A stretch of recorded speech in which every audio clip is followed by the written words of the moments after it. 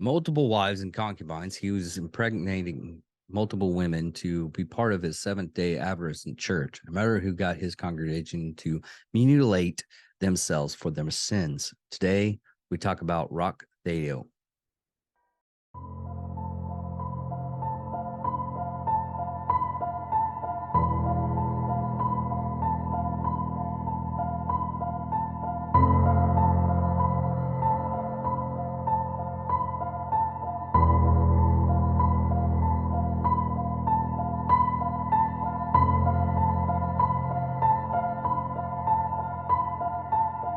Ladies and gentlemen of all ages, boys and girls, thank you for tuning in to yet another episode of Angry Meat Production. We appreciate you coming in and letting us be a part of your lives week in and week out. We hope to do our best to present you with something that your eardrums delight in. Whether you're looking at us on YouTube or Rumble, or listening to us on Spotify, Google, or Anchor, or any of the other podcast services that we are currently on or trying to get on. We thank you. And if you don't mind, at the end of every episode, stop by, leave us a comment, leave us a like. If it asks for 5 stars, we'll take 5 stars, even if you don't like us. 5 stars are what it's all about. With that being said, we hope you enjoy our attempt to make our advocation our vocation. Ladies and gentlemen, let the games begin. Welcome, Angry Faithful. Today, we're going to talk about Roch or Theo. It's a weird name, but it's also, I got this from Andrea of Failure Stop Night Shift podcast. She told me to look into these people. She actually described the Anthill Kids. It's basically a death cult. The main actual church which they were affiliated was one by Roch was made by Roch, the Seventh-day Adventist Church, formed in 1977. It only lasted a year because in 1978, Thorman was removed from the Seventh-day Church through because he had multiple wives, mutilations, blah, blah, blah. So let's get into this guy. And he's a Canadian. So you Canadian people, here's one of your special needs guys. Roch was born May 16th, 1947 in stationary. Yeah, Stagen. Let's get the old Swaganene. Get the old speakers back. Quebec, Canada, in the French Canadian family, and raised in Thetford Mines as a child. That Roch was considered to be very intelligent, but dropped out of school in the 7th grade and began teaching himself the Old Testament of the Bible. Roch believed that the end of the world was near and would be brought on by the world between good and evil. Roch converted to Catholicism to the Seventh-day Adventist Church and began practicing the denomination regular Holocaust beliefs, which encouraged a healthy lifestyle free of unhealthy foods and tobacco. I wouldn't be part of that. But the Anthill Kids. In the mid-1970s, Roch convinced a group of people to leave their jobs and homes to join him in a religious movement. Roch formed the cult in 1977 in Sainte Marie, Quebec, with the goal to form a commune where people could freely listen to the motivation speeches, live in unity and equality, and free of sin. Sorry, folks, my dyslexia is kicking again. I know it's not an excuse. I need to start reading these a little bit more, and I have been.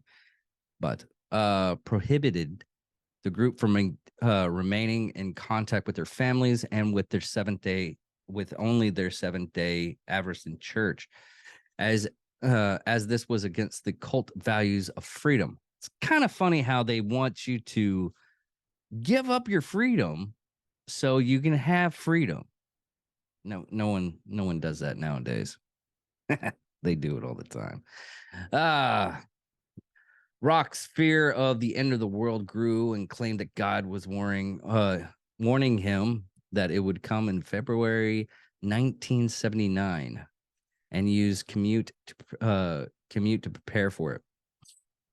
Now, saying that, it's kind of funny how the first episode I did on Angry Me production was Apocalypse Throughout the Years.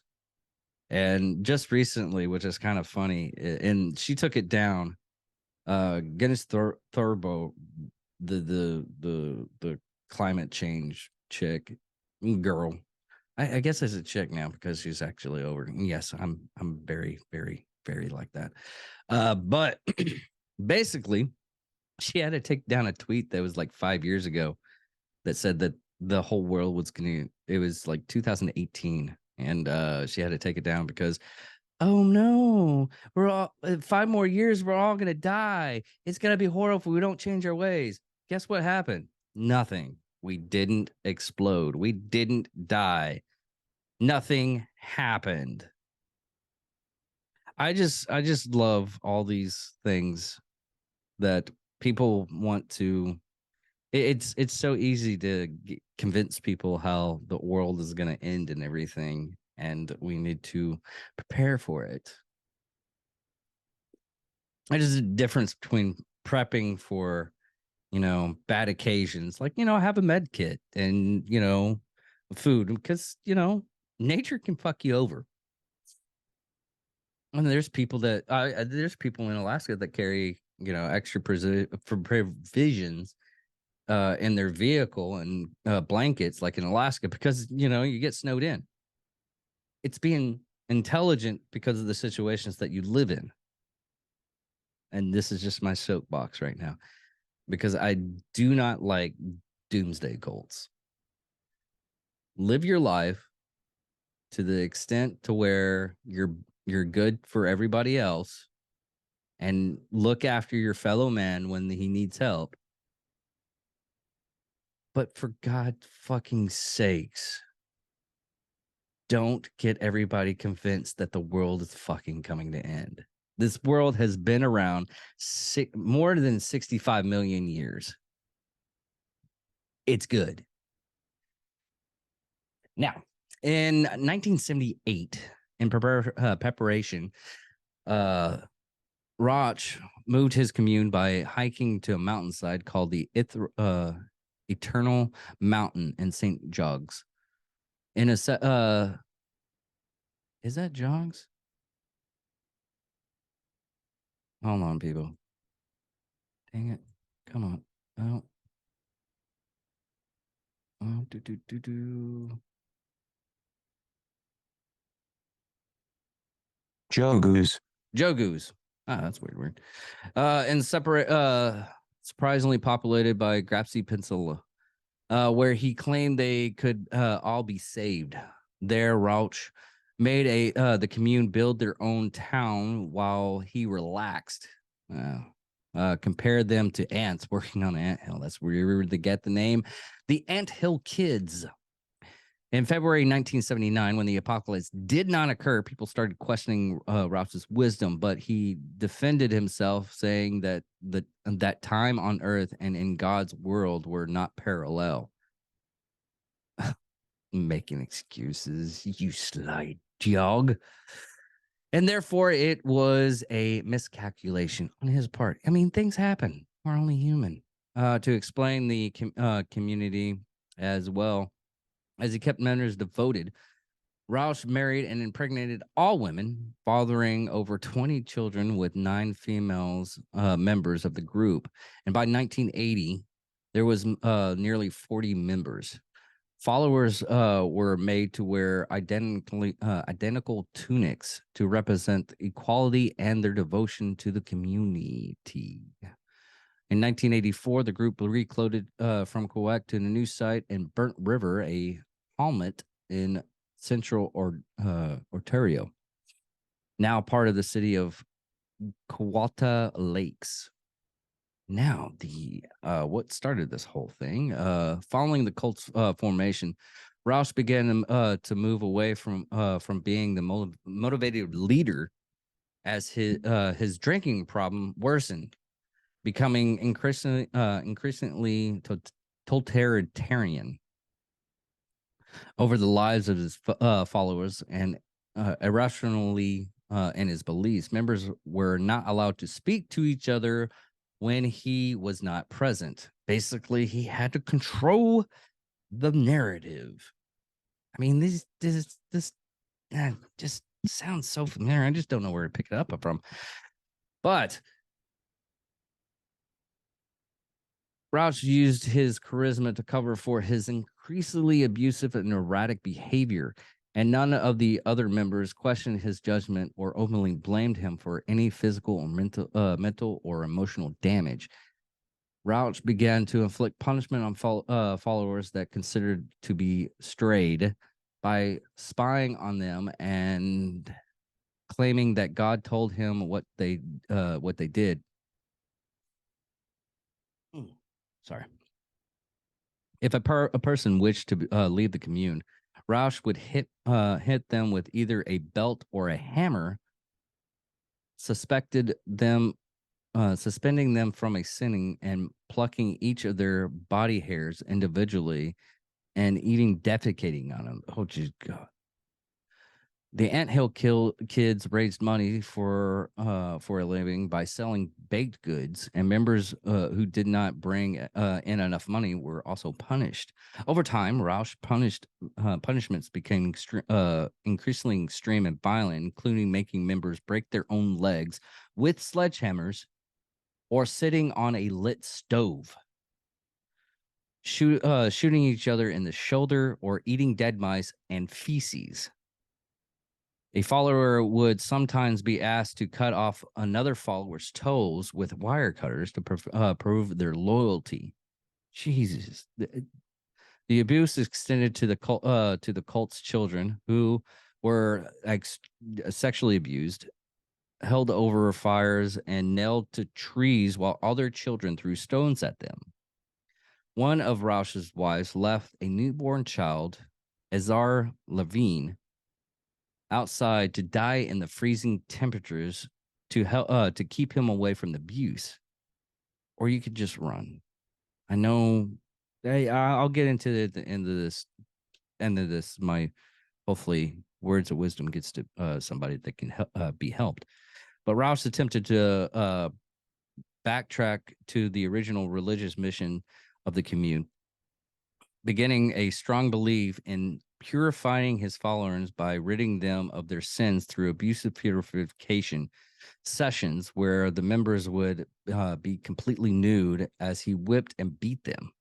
Rouse claimed to be a holy being and started performing unnecessary amateur surgery operations on sick members to demonstrate his healing power.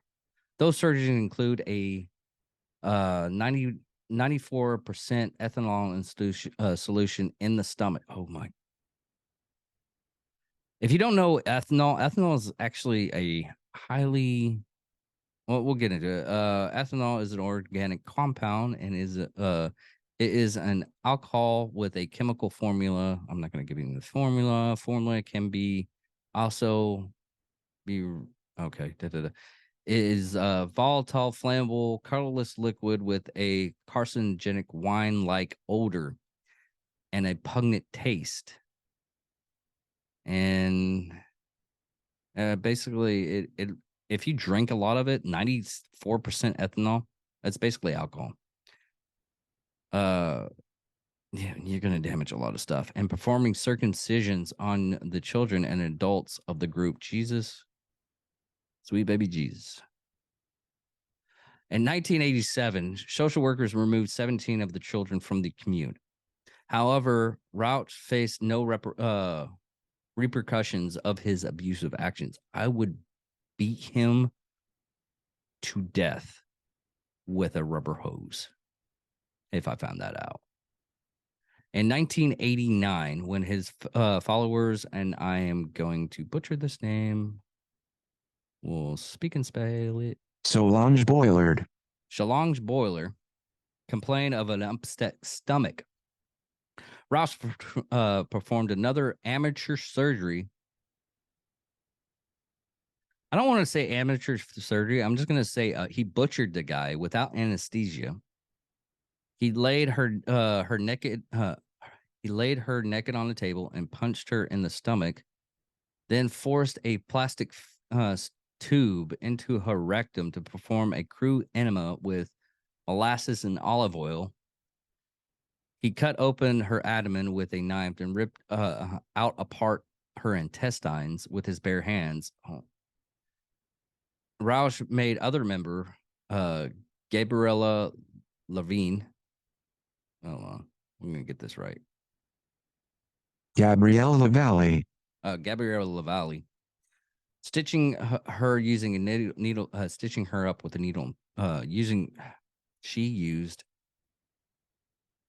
needle thread to stitch her up, and had other women shove a tube down her throat and blowing through it.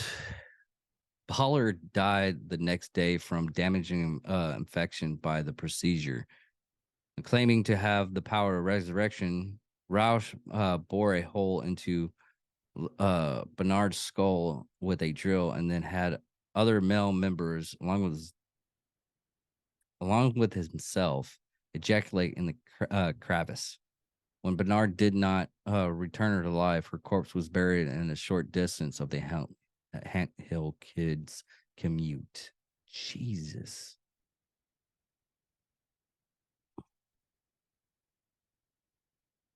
And we're going to do a speak and spell. Lavalle. Lavalle underwent harsh treatments at an Ontario commute during the late 1980s, suffering welding torch burns of her genitals, a hypodermic needle breaking off in her back, and 8 of her teeth being forcibly removed. Levine attempted to escape from the commune after Roch cut off parts of her breast and smashed her head in with a blunt side of an axe. But upon her return, he removed one of her fingers with wire cutters, pinning her hand to a wooden table with a hunting knife, and then used a cleaver to amputate her arm. In 1989, Roch was arrested for assault after Levine had fled the commune, again contacting authorities, effectively dissolving the Anthill Kids.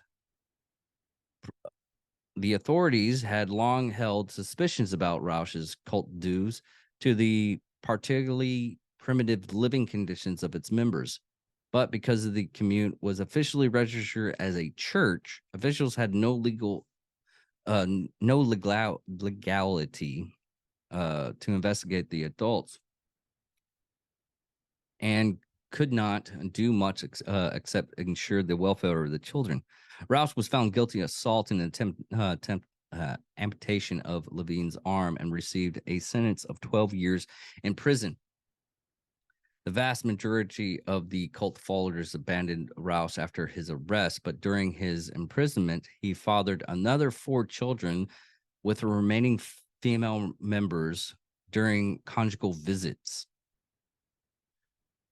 Levine's report allowed further guilt to second-degree murder for the death of Sergei Bernard, and was sentenced to life imprisonment. In 2000, Roch was transferred to Dulcher Penitentiary, a minimum security prison in Dulcher, New Brunswick. In 2002, Roch was rejected for parole as he was considered to be a high risk to reoffend,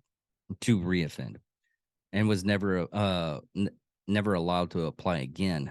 In 2009, Roch tried to sell his artwork to a US-based website, murderauction.com, which called itself a true crime auction house. I want to go look at that up. And it was what I'm not gonna lie, I'll put it in the description. I'll make sure I get that in the description. Which called itself a true crime auction house and was willing to sell some of Rausch's drawings and pottery. The Correctional Service Canada prevented Rausch's works leaving Dulce's Penitentiary and Stockwell Day. The Canadian Federal Public Safety Minister at the time wrote to the correctional services to express concern that the killer was benefiting from work in prison, which that happens. On February 26, 2011, at the age of 63, Roch was found dead near his cell in Dorchester Penitentiary. His death was believed to be the result of a altercation with his cellmate, Matthew Gillard McDonald, a 60-year-old convict murderer from Port, Newfoundland, and laborer, who was charged with the killing. McDonald pleaded guilty with second-degree murder and was sentenced to life in prison, having already been serving a life sentence for a previous murder charge. McDonald had stabbed Roch in the neck with a shiv, walked into the guard station, handed him the weapon, and proclaimed, "That piece of shit is down on the range. Here's the knife. I sliced him up." And that's pretty much it on this one. It is kind of a short one. There is, for as much as there was, I mean, he even tried to do homeopathic treatments on people to remedy their symptoms and everything, but he was just a vile piece of shit. And I've been doing these cult episodes and just the serial killers and everything. And with the cult stuff, I mean, you got a community of people that actually believe they're doing the right thing. And I mean, after the first one, the first like mutilation, they should have took a step back. But and cults, you're really not allowed to step back and review what's going on and what's happening in your lives. So that it's one of the ways that the cult leaders end up pretty much sorry, I'm trying to get rid of this out of the way. I keep on messing it up. But they pretty much control your everyday life. So you can't really think for yourself. Once you start thinking for yourself, you honestly think, wait a minute, maybe we shouldn't be doing this. And even nowadays, sometimes when you see a lot of stuff that's going on, and a lot of people are doing it now, especially with this administration, the constant lies, and people are going up. It's like, no, we have already read this. The real truth about all this stuff, and why are you trying to even lie? That's one of the great benefits of having information readily available all the time, and with the quickness. Now, there's times I honestly think it's a bad thing, but sometimes it's a good thing. So sometimes you can step back, review what's going on with your life, and what's going and happening with your environment, which is, with the politics and everything like that. And I'm gonna not make it about politics, but it's kind of gonna be about politics. So I'm sorry if you don't like that stuff, but you like listening to my voice. That's awesome. But if you take a step back and look at what's going on and do your due diligence and research a lot of the stuff that's happening, you can say, hey, this is wrong. Call your congressman, call somebody that is within that small loop and say, hey, I don't feel that this is right. And sometimes you're right and sometimes you're wrong. But you gotta speak up. And a lot of people don't want to speak up. There's a lot of things that I've seen over on the internet, especially like little skits. I call them skits, and they're not funny at times. But there's people out there that they'll just walk by like almost a kidnapping.